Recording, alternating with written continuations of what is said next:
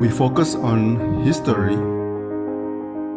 culture, religion, art, social, and philosophy of Nusantara. Here, in the presence of Nusantara, we were made to be forgotten about the goodness of ourselves. Because negativity seems to be more interesting for us. Now, I'm Sutoyo Raharto and friends assist you to remind you, to awaken you that we still can find the gems of Nusantara. They are the great sights of Nusantara.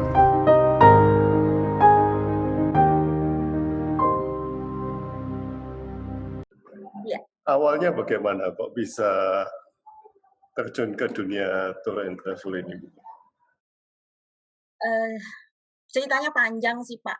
Oke, jadi sebenarnya awalnya itu saya pekerja kantoran, karyawan di salah satu perusahaan swasta di Jakarta, dan saya punya hobi traveling.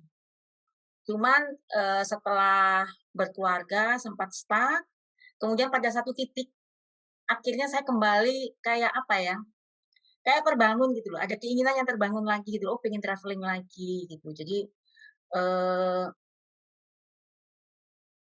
ingin menghargai diri sendiri, mengapresiasi atas saya sudah kerja keras, saya sudah banyak melakukan sesuatu, saya pengen ada dong yang keinginan saya, hobi saya, salah satunya traveling yang belum terwujud banyak gitu loh. Nah, akhirnya saya mulailah, dan saya berawal dari solo traveler. Saya memang tidak suka kalau ikut tour atau ikut rombongan sebenarnya. Jadi saya lebih suka explore sendiri, mulai bikin itin, kemudian cari hotelnya, rutenya, transportasinya, semua saya bikin sendiri. Nah, itu sampai akhirnya dari mulai negara tetangga, sampai Asia sebagian sudah selesai, pengen lah ya Pak ya ke Eropa, pengennya begitu. Tapi karena saya punya nazar bahwa saya nggak akan ke Eropa kalau belum ke Yerusalem. Oke, akhirnya saya penuhin dulu deh ke Yerusalem dulu bersama ibu saya. Nah, habis itu saya mulai mikir, kalau saya ke Eropa, duitnya dari mana? Kan mulai mahal. Begitu ceritanya. Jadi, ketika masih sendiri, saya sambil itu Pak, just tipan. Jadi buka rahasia deh Pak. Just tip gitu. Kemudian saya mikir nggak akan selesai, karena traveling itu edik ya, benar-benar candu. Mungkin kalau rokok itu, ya bisa merasakan lah candunya seperti apa. Jadi saya mulai berpikir, dilalah teman saya pengen ibunya itu ke luar negeri, tapi dia sendiri nggak pede. Akhirnya dia nitipin ke saya, loh emang aku bisa? Bisa. Nah, akhirnya saya bawalah keluarga itu ke Singapura judulnya waktu itu. Oh oke, bisa ternyata saya bawa orang. Kemudian di kantor juga karena saya sering solo travel, ketika ada acara outing atau gathering di kantor yang harus ke luar negeri, saya yang ditunjuk untuk arrange semuanya, dan Tuhan lancar. Nah, dari situ akhirnya saya memberanikan diri untuk melangkah ke negara yang lebih besar, lebih jauh dengan membawa grup, seperti itu. Jadi kalau yang Asia, ASEAN terutama itu ya saya sih udah biasa gitu ya. Tapi ketika ke negeri yang pertama kali itu saya adalah bawa Rusia. Jadi sebenarnya waktu itu mau ikut orang, nggak jadi karena saya ada yang kurang sreg dengan itinnya. Ya udah teman-teman ngomong, "Ya udah kamu aja." Aku kaget lah, aku nggak pernah ke Rusia. Ya nggak apa-apa, kita nyasar bareng. Akhirnya kita sampai saya itu bawa 15 orang, teman saya 6 orang, sisanya orang lain yang mau bergabung. Nah dari situ Pak, akhirnya mulailah dengan keterbatasan waktu saya mulai membawa orang yang mau jalan dengan low cost ya tentunya, tapi juga nggak yang nggak backpackeran juga. Jadi dari situ mulainya, awalnya seperti itu. Dari iseng ya? Berarti waktu solo itu nggak bawa anak, nggak bawa suami, nggak bawa siapa-siapa? Mamanya juga solo Pak. Kalau rame-rame nggak solo lagi, Jogja mungkin ya. Jadi saya memang sendiri, jadi, ya mungkin karena ada ini ya, apa, kep orangnya nekat gitu loh, Pak, saya itu orangnya. Jadi dan berani gitu loh. Jadi ya sendiri menurut saya malah lebih enak. Saya itu nggak ada yang gandoli, dalam artian nggak ada yang ditungguin. Saya pagi pusing, capek, pernah di Barcelona itu saya sakit, ya udah saya di hotel aja. Coba saya bawa orang kan, atau bawa teman, nggak enak gitu kan. Jadi seperti itu. Akhirnya sekarang kalau saya mau membuka trip ke negara yang baru, saya akan datang dulu sendirian atau bersama pasangan seperti itu. Wow. Dan yang mengerjakan jalan-jalan seperti ini mulai banyak kelihatannya. Oh, mulai banyak, terutama kalau saya melihatnya itu di era tahun 2016, itu banyak sekali, individu-individu yang membuka istilahnya itu open trip, Pak.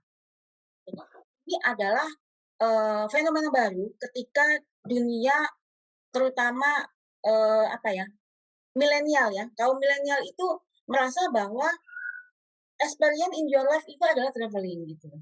Bukan nabung, kalau zaman kita dulu kan nabung dulu, ini dulu gitu kan, mereka enggak. Jadi, ini juga jadi peluang buat orang-orang seperti saya gitu kan, yang akhirnya nge-grab anak-anak muda yang memang butuh experience di dunia traveling dengan jalan-jalan.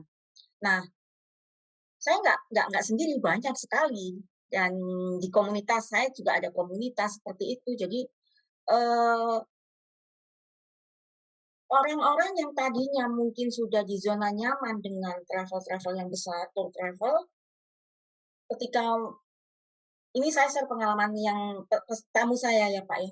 Ketika mengalami dengan open trip seperti saya, kok tidak jauh beda, malah lebih nyaman dalam hal fleksibilitas waktu.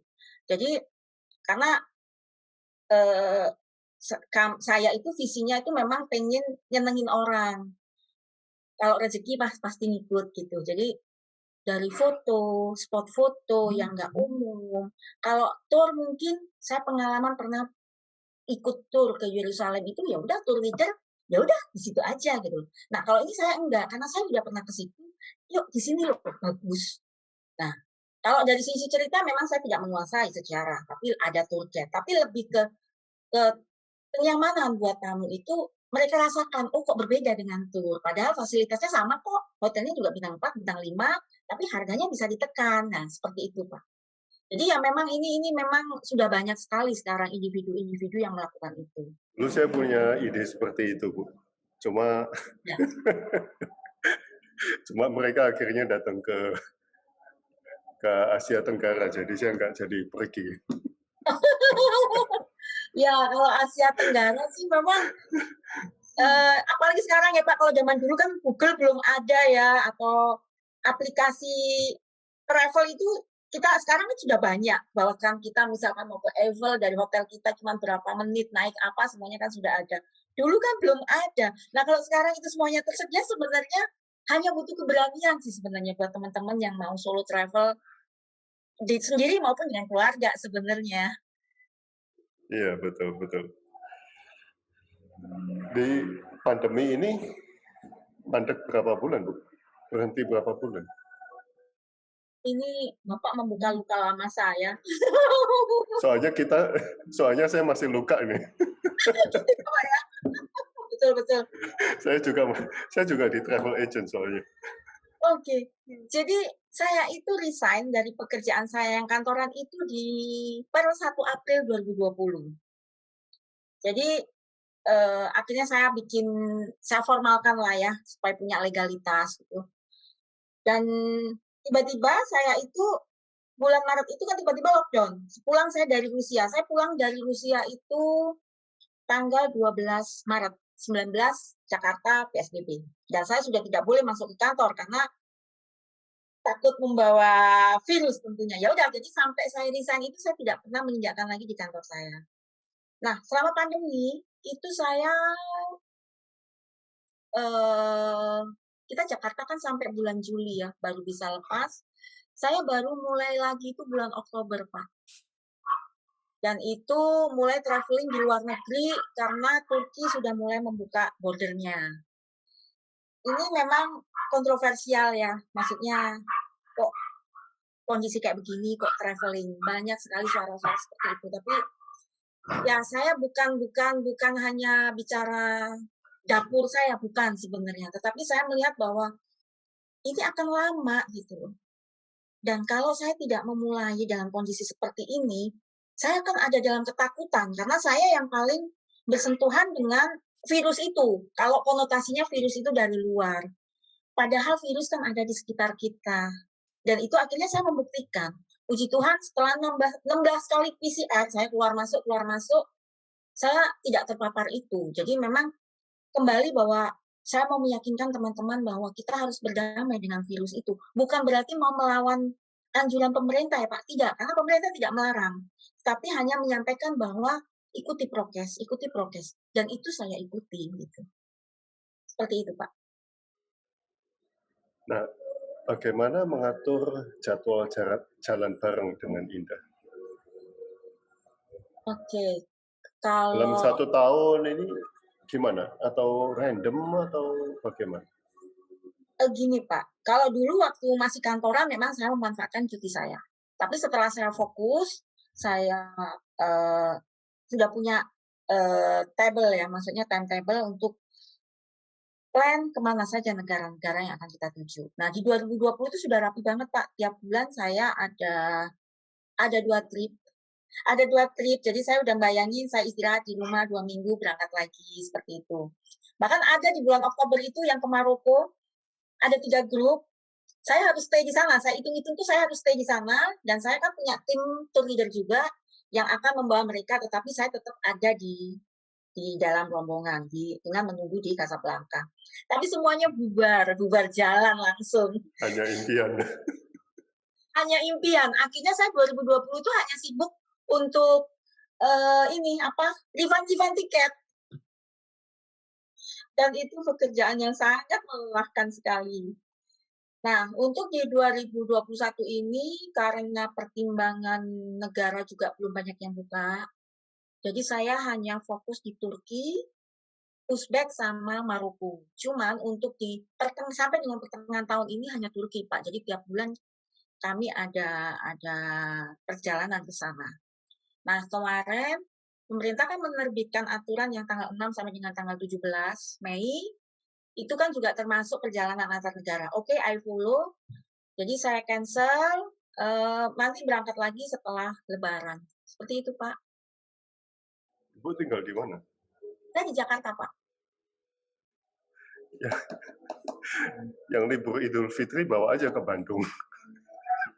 Nggak bisa Pak, kan kena antar provinsi. Justru kalau orang Jakarta Bandung kan nggak masalah bisa. Pak, bisa langsung terbang kan. Ancol.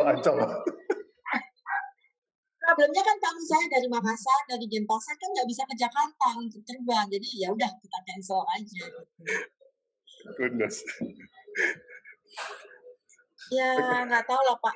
Iya. Saya mainnya Cina soalnya Bu. Cina ke Asia Tenggara. Oh oke. Sekarang juga masih close. Iya. Negara mana saja yang bisa jalan bareng Indah? Saya banyak Pak. Kalau kondisi normal saya banyak. Cuma memang saya sebenarnya spesialisasinya Rusia. Tapi di luar Rusia mungkin memang plan-nya 4 kali dalam 1 tahun. Tapi kalau yang negara lain itu bisa Skandinavia, karena saya juga suka dengan Skandinavia. Maroko, kemudian Iran. Ini banyak orang yang selalu bertanya, ngapain sih kamu ke Iran atau ke Maroko, nyari apa gitu kan? Ya, Iran must be beautiful ya. Iya. Saya suka Iran dan pengen balik. Ini lagi mau ngakalin nih Pak. Karena visanya nggak boleh, masih belum bisa. Baru bisa visa untuk berobat, medical check up, sama visa bisnis. Tapi kayaknya nggak bisa, karena mereka batasin. Tapi is it expensive di Iran? Apa Kenapa, seperti Indonesia? Mahal apa enggak? Oh, justru kita sangat kaya raya Pak kalau ke sana. Oh, wow. Karena 100 US dollar di sana itu setara dengan 13.500.000 rupiah. Itu sebelum pandemi. setelah pandemi menjadi 20 juta. Jadi kebayang kita kan, saya itu nuker uang itu sama pakai ransel Pak, bawa uang. Karena kan kita harus transaksi tunai, tidak ada transaksi banking. Elektronik tidak ada. Oh, wow. Must go to Iran. Iya, Ya, harus ya. Pak, benar. Karena gini, mungkin kalau mohon maaf kalau mayoritas orang Indonesia, ini sebenarnya tantangan buat orang Indonesia. Muslimnya kan bukan Syiah ya Pak ya, Sunni. Jadi kadang ada mungkin ketakutan ketika ke sana dia akan seperti apa. Tidak, mereka justru sangat ramah. Jadi kami ke sana itu bersama ada yang Muslim juga, mereka malah nanya ketika teman-teman mau sholat di masjidnya mereka nanya, kalian nggak apa-apa sholat bersama kami? Oh nggak apa-apa, teman saya bilang gitu karena prinsipnya kan Tuhan ya Pak ya, cara kan itu hanya cara aja. Jadi mereka ramah, sangat ramah dan masyarakatnya semuanya juga ramah. Mungkin karena mereka sangat tertutup ya dengan embargo Amerika tersebut. Jadi seolah-olah Iran itu negeri yang gimana gitu, padahal bagus banget asli. Ya, beautiful, beautiful. Saya rasa sangat-sangat beautiful Iran, Afghanistan, Pakistan. Pakistan sudah, Afghanistan saya belum. Oh, Afghanistan Saya- juga belum. Belum. Saya pengen Korea Pak, Korea Utara yang sebenarnya pengen, tapi ya belum tercapai. Masih banyak wishlist-nya. Apalagi Bu, yang Uzbek cantik. Uzbek cantik. Dan memang masyarakat Indonesia kan banyak ke sana. Biasanya setelah mereka umroh, biasanya kan sambilannya ke Turki, ini juga ke Uzbek karena kan memang di situ ada kan Imam Bukhari ya. Jadi memang dan sejarah Islam kan banyak di situ. Saya juga ada ke Kashmir, Pak. Kashmir itu juga Kashmir is beautiful place ya. Oh, sampai Ladakh ya Bu ya? Ladakh saya belum terus terang. Oh, Ladakh saya Harusnya ada. kemarin 2020 Pak Ladakh. Ladakh saya ada orang kalau mau saya kenalkan Bu. Wah boleh Pak. Iya.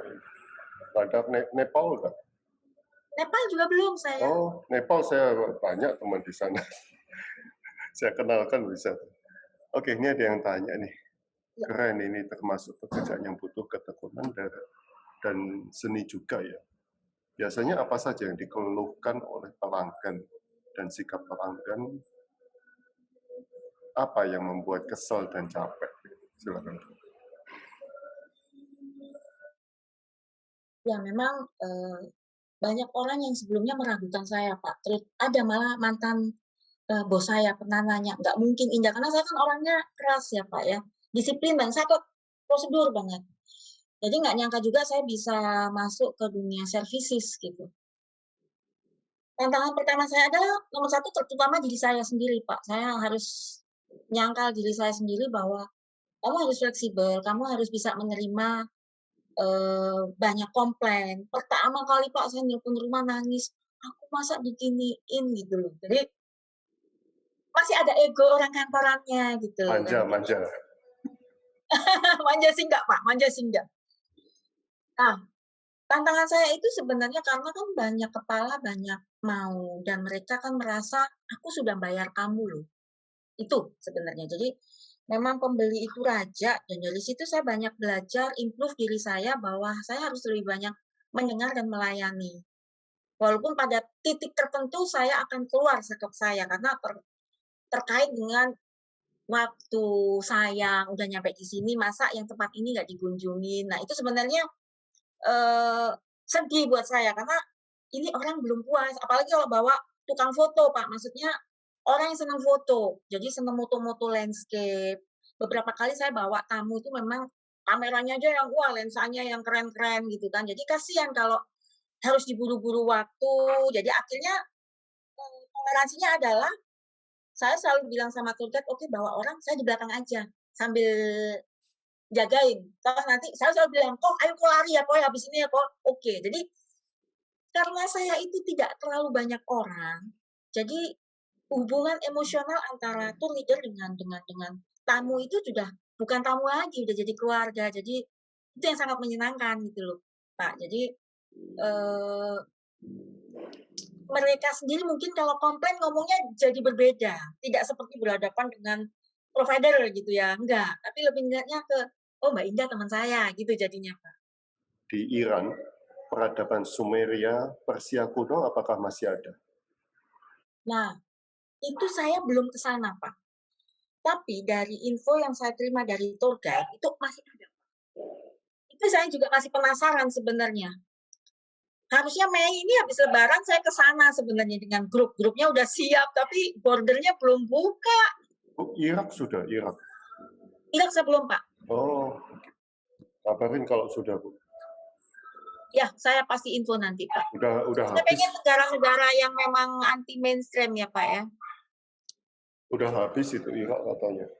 3 Ya, bulan, kalau 3 bulan setelah dibom Amrik, semua harta karunnya udah pindah ke Amerika.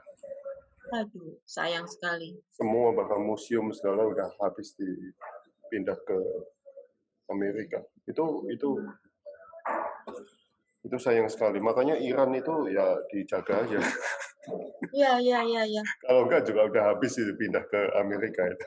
Tapi sebagian udah masuk di Inggris, sebagian. Oh, ya pasti. Ya, pasti. Sebentar ini ada yang tanya. Sukses Bu Indah untuk kondisi seperti saat ini. Mana Bu negara yang recommended buat jalan-jalan? Sebenarnya tidak ada yang recommended sih Pak ya, kondisi Nah. pandemi seperti ini ya.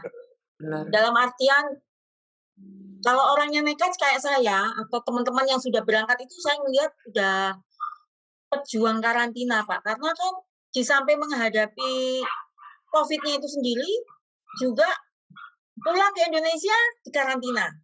Jadi kalau yang masih setengah hati, saya tidak selalu memaksakan. Jadi kalau ya, Mbak Indah aku masih takut, ya sudah gitu. Karena takutan itu nantinya yang akan mempengaruhi dia di perjalanan.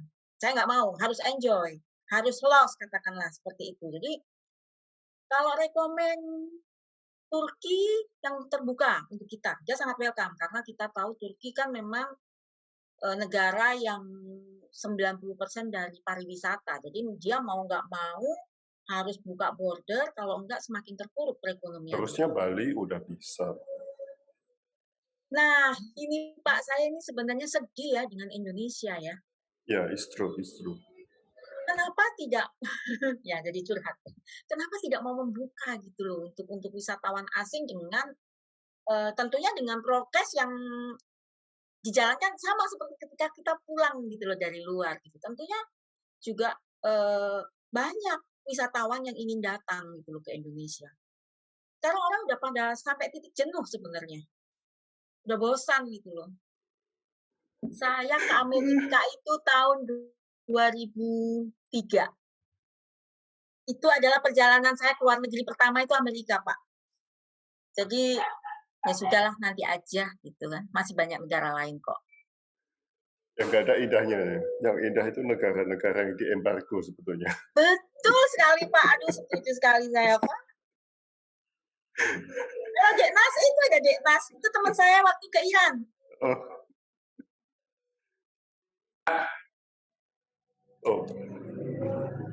Oh, Pak Nasron ini. Ya, Iya, salam Pak. Saya dari Sumatera Barat. Wow. daripada Silakan. Cuman mau sharing aja. Saya bersyukur sih waktu itu kenal sama Mbak Indah melalui media online, Facebook Pak. Terus dasarnya saya ini hobinya traveling, memang passion saya. Gara-gara ngelihat orang, kok orang tuh bisa ya ke luar negeri tiap sebentar gitu. Gimana caranya dan segala macam. Akhirnya ya dengan waktu saya 1 negara, 2 negara, joinlah dengan komunitas traveling seperti yang dimiliki oleh Mbak Indah. Kebetulan waktu itu Mbak Indah nawarinnya ke Iran karena saya tahun sebelumnya atau 2019 saya ke Rusia dengan trip yang lain. Nah, di situ saya join dengan Mbak Indah ke Iran dan memang apa ya banyak hal terjadi Pak seperti yang diceritakan Mbak Indah. Padahal kita dengan sedikit orang dan ya emang bener yang seperti dibilang Mbak Indah, emang bener-bener harus ngertiin orang. Kalau memang berprofesi seperti Mbak Indah yang memang sudah totalitas full terjun ke bisnis seperti ini gitu. Jadi nggak bisa setengah-setengah Dan tentang Iran, Iran memang harus dikunjungi Pak, karena Iran memang luar biasa dan saya nggak nyesel ikut Mbak Indah. Karena entah kapan saya bisa mau ke sana lagi saya nggak tahu. Dan tiba-tiba ini sekarang ada COVID dan segala Pandemi. macam. Iya. Dan Ya. ya, I just wanna say thank you Mbak Indah untuk Irannya. Dan saya juga dorong Nas ini untuk jadi seperti saya. Benar nggak, Nas? Insya Allah Pak, sebenarnya jujur saja, saya banyak belajar dari Mbak Indah, banyak tanya dari Mbak Indah juga. Saya untuk tahun ini ada 2 grup yang harus saya bawa ke Kashmir bulan Februari dan Maret. Dan grup itu sampai sekarang masih bertahan, tidak mau bubar Pak. Saya yang pusing. Karena masih munyer minta ke Kashmir Pak, lawang Kashmirnya belum buka, Indianya belum buka sampai sekarang. Jadi ya saya biarkan karena itu permohonannya grup, sehingga ya kita bisa cuma menunggu dan menunggu. Ini saya masih belajar sih Pak, masih coba-coba untuk membawa orang. Padahal untuk membawa grup itu tidak gampang, seperti yang saya lihat di Mbak Indah itu tidak gampang. Memahami satu orang dengan orang lain itu tidak gampang. Menyesuaikan emosi mereka dengan emosi kita juga tidak gampang. Tapi ya kita coba Mbak, karena kita coba. Saya alhamdulillah sehari-hari sudah banyak ketemu orang Pak. Klien saya tiap hari banyak, dari yang pejabat pemerintah segala macam, yang ya kepala kita sama hitam, tapi maunya mereka beda-beda sih Pak. Nah, jadi ini mudah-mudahan dengan bekal itu saya bisa belajar seperti Mbak Indah, bawa grup, bawa rombongan, Pak. Mudah-mudahan. Amin, amin. Oke, kembali ke Mbak Indah. Mbak Indah, halo. Ya, halo Pak. Ya, oke. Berapa maksimal dan minimal jumlah orang yang bisa jalan bareng Indah? Saya itu berangkat dari private trip, Pak. Jadi sebenarnya berapapun jumlahnya pasti bisa dengan penyesuaian tentunya.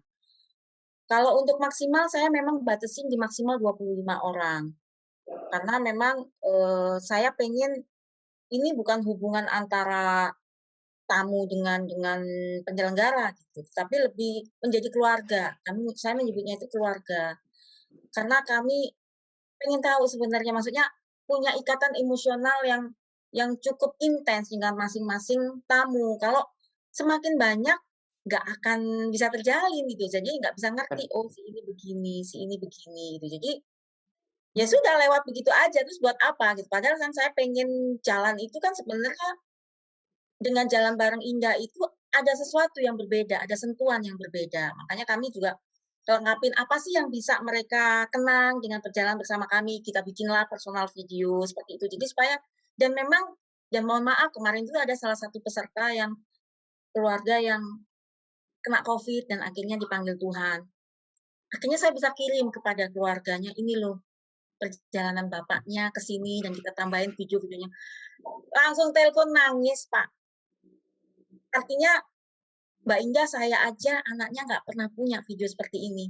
Tapi Mbak Indah punya kebersamaan bersama Bapak. Nah, itu bikin saya sumenggal. Artinya, sesuatu yang kita pengen memang bikin sentuhan lain itu ternyata kena gitu ke mereka.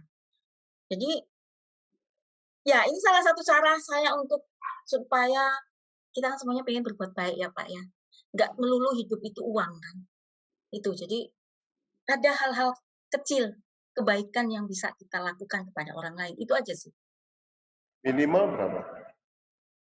4 orang pernah. Tapi Dan harganya itu lebih mahal berarti. pasti. Dan itu ke Skandinavia kemarin 4 orang. Ibu Indah, untuk bisnis ini hal apa yang harus dimiliki mutlak oleh seorang entrepreneur yang mahal? Passion, Pak. Pertama passion-nya. Tidak bisa dipaksakan orang yang nggak suka traveling terus menjalani bisnis ini, enggak. Sama ketika mungkin banyak orang yang bekerja di kantoran itu sebenarnya belum tentu mencintai pekerjaannya. Jadi nomor 1 memang harus mencintai pekerjaan itu sendiri. Kalau soal yang lain-lainnya itu bisa dikondisikan dalam artian, oh harus mempunyai surat izin ini itu bisa. Tapi yang nomor satu adalah passion dulu. Yang kedua ya jiwa melayaninya harus ada kan, Pak. Karena itu tantangan terberatnya. Untuk Mbak Indah sendiri, kota atau negara mana yang paling berkesan dan mengapa? Paling ya Pak ya. Padahal itu nggak bisa loh Pak.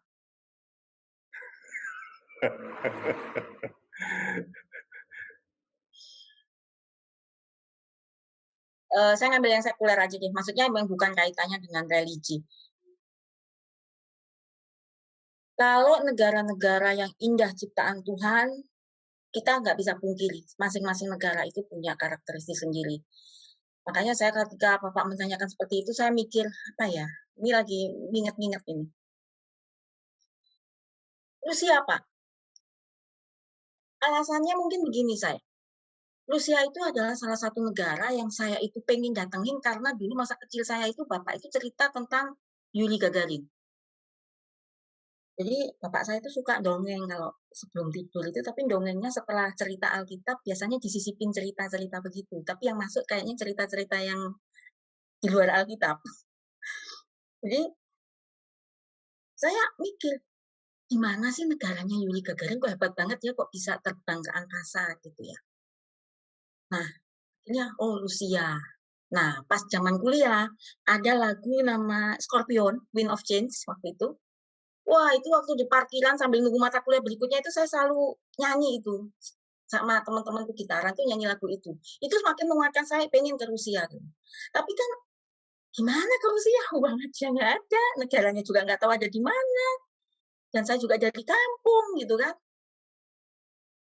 Akhirnya bisa Tuhan berikan kesempatan ke sana itu, saya sangat amazed karena apa? Ini adalah negara sosialis. Tadinya kan Uni Soviet. Dengan paham sosialis, semua agama tidak ada, tempat ibadah ditutup. Faktanya tidak demikian. Ternyata ada satu masjid yang masih bisa beroperasi selama masa pemerintahan Uni Soviet, itu ada satu. Artinya apa? Ini negara luar biasa loh. Negara sosialis, tapi masjid masih boleh beroperasi. Ada gereja masih bisa beroperasi, itu ada di Sergipolsa. Dan pandangan saya tentang orang Rusia adalah pasti dingin, cuek, angker lah, mistik lah ya. Maksudnya gimana ya, suasana saya kebayang kayak apa gitu. Ternyata begitu nyampe di sana memang iya, orangnya dingin. Cool, kita senyum ya dia cuek. Dia mungkin nggak bisa senyum. Bahkan ketika kita di ketawa-tawa, kan orang Indonesia kan suka lucu, ada yang lucu, kita ketawanya ngakak. Supirnya sampai bilang begini, ke tour guide-nya, Susan itu mereka nggak mabuk, nggak minum tapi kok mabuk. Jadi pikir kita mabuk. Lucu itu. Nah, jadi itu yang berkesan buat saya Rusia. Makanya kenapa saya akhirnya berulang-ulang datang ke Rusia. Jadi saya agak picky nih Pak untuk traveling ini. Saya suka membawa orang ke tempat yang saya suka. Harusnya kan kalau mau berbisnis kan nggak seperti itu. Harusnya mencari tempat yang memang orang itu senang. Contohnya ke Belanda, ke ini. Orang nanya Mbak Indah, ke Belanda, Brussels, ke Belgia sama ke Jerman, Prancis. Oh, belum, bilang gitu. Saya lebih senang Portugal, Spanyol, Andorra gitu. Jadi yang sisi lain gitu loh. Atau mungkin ke Toledo atau ke Latvia, Lituania. Jadi saya memang memilih tempat-tempat yang mungkin kalau orang makin senang, saya biasanya makin nggak senang gitu loh Pak. Jadi itu, jadi alasannya itu Pak, kenapa saya suka Rusia. Jadi yang pertama karena sejarah masa kecil saya, ada cerita seperti itu background-nya. Kemudian juga ada fenomena alam yang nggak ada di Indonesia, yaitu aurora. Jadi saya lebih memilih, kalau Bapak mana yang paling istimewa buat saya Rusia, karena komplit. Dan auroranya lebih murah Pak daripada di Skandinavia atau di Kanada sana. Oke. Ada nggak kota atau negara yang udah nggak mau dikunjungi lagi? Ada. Dan ternyata itu tempat yang mas saya pengen datang. Dan saya ya udah berangkat aja sendiri, saya nggak mau ikut. Kamboja, Pak. Saya nggak suka auranya. Jadi saya ketika datang ke situ tuh saya melihat aura kesedihan karena saya kebetulan juga punya apa ya, kayak mungkin bukan sixth sense ya, tapi ada kelebihan untuk merasakan suara-suara atau apa gitu ya. Jadi ketika saya datang di Phnom Penh, waktu itu saya ke yang tempat pembantian itu Pak, yang Pol Pot itu. Jadi Pol Pot ya. ya, jadi saya melihat itu sejarah kelam yang menyedihkan gitu. Jadi saya nggak mau datang ke tempat itu. Jadi sama seperti ketika saya nggak mau ke Kota Madiun sebenarnya. Sama seperti itu. Jadi Ada apa dengan Madiun? ya dengan gerakan dulu lah Pak ya. Saya Oke. soalnya agak haluannya ke kiri-kirian ini Pak. Aduh. Oke, please. Where is it? Silakan. Ini di Petra. Ini di Petra, Pak. Jordan. Oh, di Jordan. I love this quote. Ini quote saya, Pak. Ini quote-nya Martin Luther ini. Ini Jordan semuanya begini, Bu. Bu, Jordan semuanya begini, Bu. Enggak sih, Pak.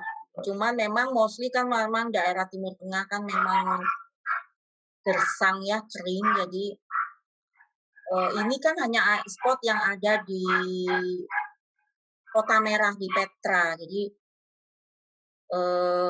yang terkenal dengan apa bangunan-bangunan yang dipahat di batu. Jadi sebenarnya sih kalau ngomong Jordan nggak semuanya begini juga. Gitu. Oke. This one. Lagi Jordan lagi. Ya. Memang ini menarik, Pak. Ini bisa dimasukin, Bu, sampai dalam? Bisa, karena ini jalan menuju ke... Jadi ini sebenarnya di tengah jalan, Pak, ini, Pak. Jadi yang lorong yang hitam ini, itu adalah gang. Itu jalan terus itu. Itu ada orang kecil itu, kan? Ya. Ini menuju kemana ini? Ini menuju ke Kota Tua. Jadi ada salah satu bangunan yang memang sepertinya main building-nya di tempat situ, main city-nya ada di situ dan kita ngelewatin ini. Dan ini kereta kuda juga lewat, Pak. Oh, it's beautiful. Ya. Saya berkali-kali lihat Petra ini, wah, must visit ini. Wow. Ya, nah ini Pak. Ya, ini. Ini malah saya tidak. Ini endingnya nanti di tengah-tengahnya seperti ini. Saya sengaja tidak berfoto di tempat yang banyak orang foto. Biasanya fotonya selalu di situ. Saya justru ngambil bangunan yang agak ke pinggir ini, Pak. Ini bisa masuk ke guanya ini? Bisa, Pak. Ada apa di dalam guanya? Gelap, Pak. Oh, nggak dikasih lampu sama dia? Enggak. Jadi memang ada ruangan-ruangan yang karena hanya depan di ruangan pertama aja. Selanjutnya dia akan tutup dengan polis lain karena kan takutnya ada runtuhan atau apa karena kan ini udah tua sekali. Dinding di dalamnya ada lukisannya? Ada.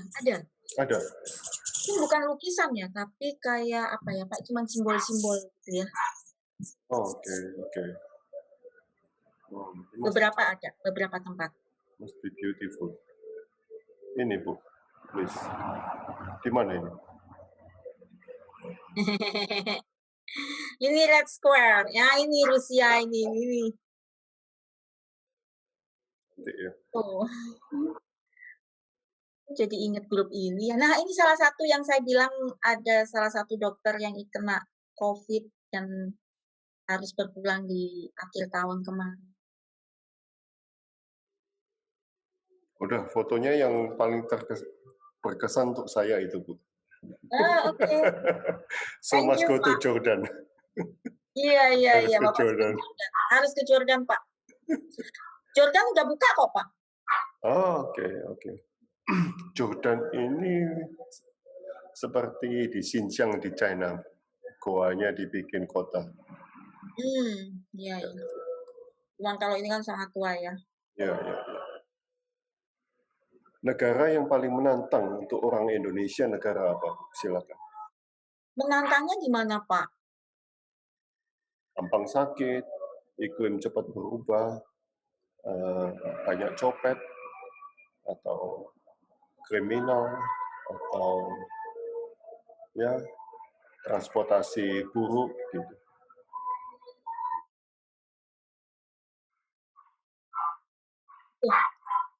Kalau kalau yang paling saya tuh agak bingung kalau dibilang paling menantang ya. Kalau dari negara yang saya kunjungin, transportasi yang paling minim, maksudnya yang paling susah ya Pak ya, itu Kashmir. Kalau dari negara-negara yang saya ini ya. Dan kalau musim salju, badainya itu tiba-tiba itu tadinya cerah, tidak ada apa-apa, tiba-tiba hujan badai. Badainya itu ya udah, kalau udah seperti itu kan semua penerbangan kan cancel. Belum lagi secara teknologi Kashmir, kalau di Eropa kan badai salju dalam hitungan jam kan udah jalan raya udah mulus lagi, udah nggak ada salju lagi. Kalau di Kashmir Pak itu berhari-hari mungkin Pak untuk ngeruknya. Makanya saya sempat ngobrol waktu sama Dinas, pokoknya hati-hati aja kalau musim salju harus siap-siap spend waktu. Maksudnya kalau katakanlah perginya 5 hari ya spend waktumu untuk cuti 10 hari lah kalau pas musim salju. Karena tiba-tiba badai datang, ya sudah, kita nggak bisa ngapa-ngapain.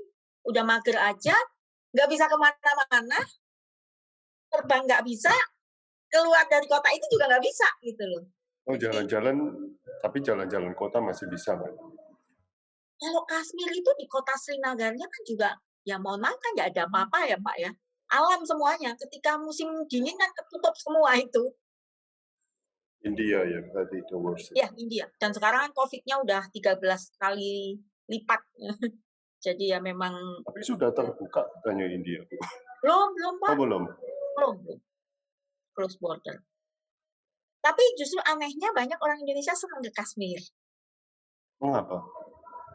Cantik kan Pak. Jaya itu kan Switzerlandnya Asia, ada di Kashmir. Jadi pas tulip, nah ini harusnya sekarang ini Kashmir itu panen. Banyak tamu. High season sekarang ini. Karena tulip gardennya kan masih alami, tidak seperti yang ada di Keukenhof atau di Emirgan. Mereka lebih alami dengan view Himalayanya itu, jadi cantik banget. Itu nggak ada. Sutranya masih ada. Kenapa? Sutra. Sutra masih Pak. Oh masih. Masih. Ibu pernah dengar kalau di Kashmir, zaman dulu waktu Inggris masuk ke Kashmir, itu mereka potong jarinya pengrajin sutra supaya sutra Inggris masuk ke India. Saya terus terang tidak pernah mendengar cerita itu sih Pak. Cuma pernah nonton filmnya.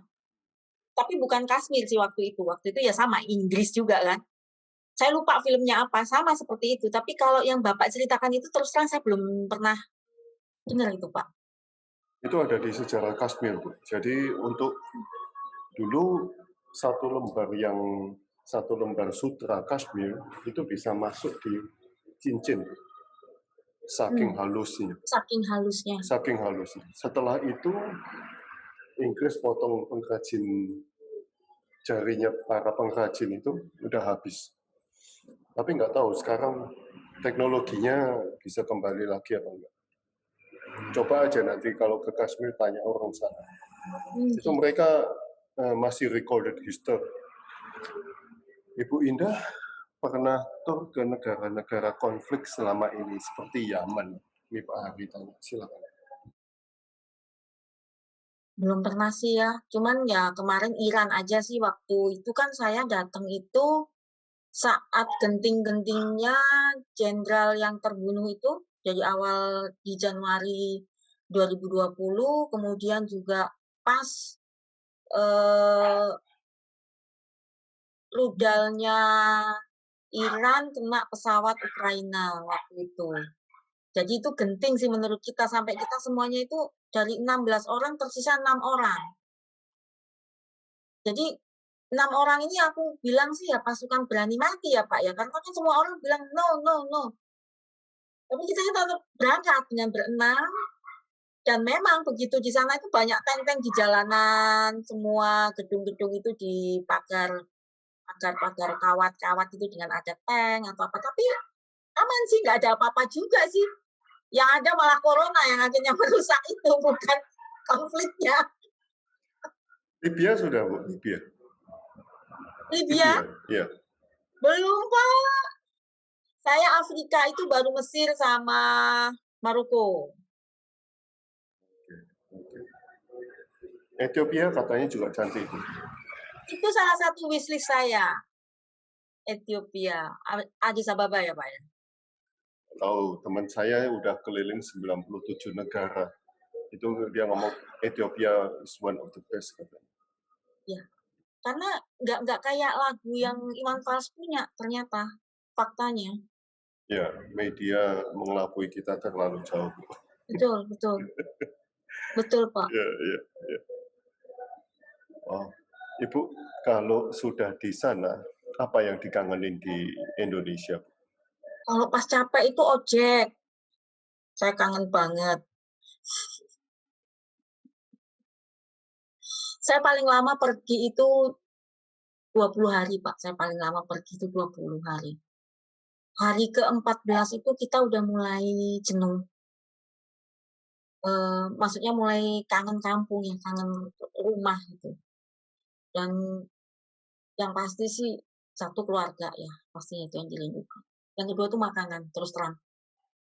Ya. Hanya begitu landing itu udah yang nomor 1 itu saya selalu nasi Padang, Pak. Oh, landing di Jakarta. Iya. Oke. Teman-teman ada yang mau ditanyakan lagi?